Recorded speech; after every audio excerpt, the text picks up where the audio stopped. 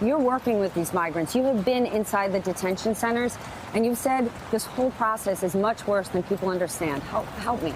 Yeah, it's ridiculous. It's so sad. Yesterday, I was talking to mothers and fathers, and I looked them in their eyes, and I could see their desperation.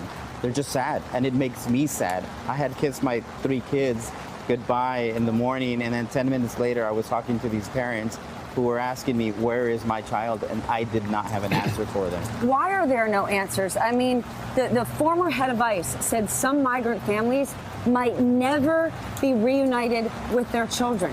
And these are not parents who hurt or abuse their children. And they're certainly not parents who came here with the idea to put their children up for adoption. They came with their children to give them a better life. Right, and the common question is, why would you come if this is supposed to be a deterrent? It's not. If you're fleeing from your country and your child is going to get killed or your child is going to get raped, you're going to do anything possible to try to get them out of there. And that includes coming to the United States of America. And this is what we're doing to them. Are those the stories that families are telling you? Because there's this narrative out there that, listen, they just want to live here in great America where we have good schools and we've got a Target. But that's not what they're coming for. No, not at all. That's not what I'm hearing. And that's not why I personally would risk my child's life for that.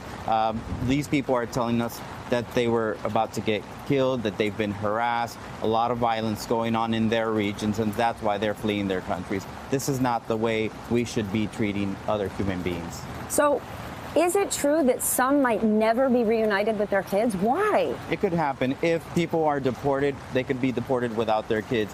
Or if a child is reunified with a family member prior to the parent going through their immigration proceedings, they may get lost in the shuffle. It's ridiculous. It's sad. To that exact point, I want you to come in here, Daniel, because there's a mom in Guatemala who is now suing the Trump administration after she was separated from her 7-year-old son. Please listen.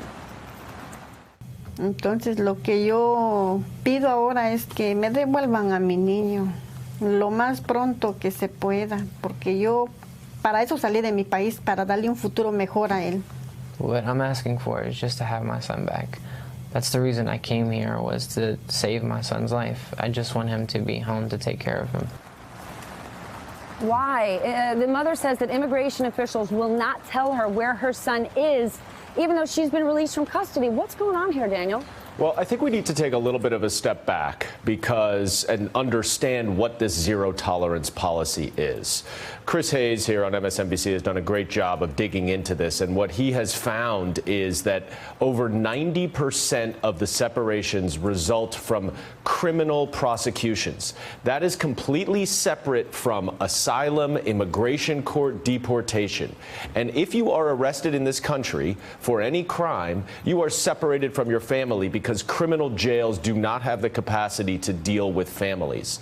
And so what this zero tolerance policy really is a new initiative to enforce what is a misdemeanor and will likely only end up in a sentence of deportation, which is similar to what would happen in immigration court, but that ultimately results in these families being separated.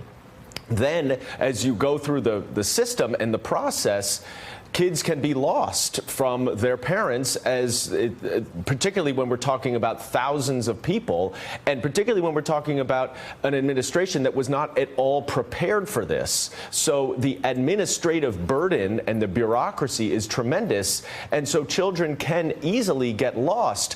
But for the president to claim that the only fix is legislative, when over 90% of the resulting separations are from criminal prosecutions by the Department of Justice, which is not at all related to the legislative branch, is completely disingenuous. And what it is really revealing is that he is trying to hold Congress hostage to pass legislation for his immigration. So thank you, Daniel. It is untrue when you say the devil is in the details. The details are where the truth lies. The devil is in misinformation that's being spread. So, Carlos, what's in store for you? Thus far, zero tolerance isn't going away. It's not going to go away until something happens. And I'll tell you why Ivanka Trump won't come, because she can't stand to stare these people in their eyes and look in their eyes. What would you, if she did, what would she see? she'll see sadness, she'll see desperation, she'll see people whose children have been ripped away from them. And it's even talking about it right now, it's so emotional because I could never imagine that happen to anyone. Hey there, I'm Chris Hayes from MSNBC. Thanks for watching MSNBC on YouTube. If you want to keep up to date with the videos we're putting out, you can click subscribe just below me or click over on this list to see lots of other great videos.